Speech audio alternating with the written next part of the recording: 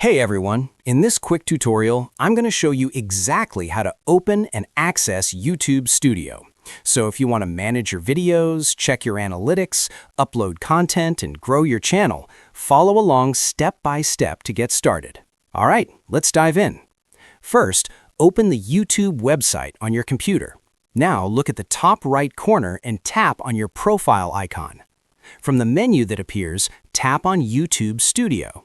If this is your first time opening YouTube Studio, you'll be asked to create your channel. Simply enter your channel name, choose a unique handle, and then tap on Create Channel.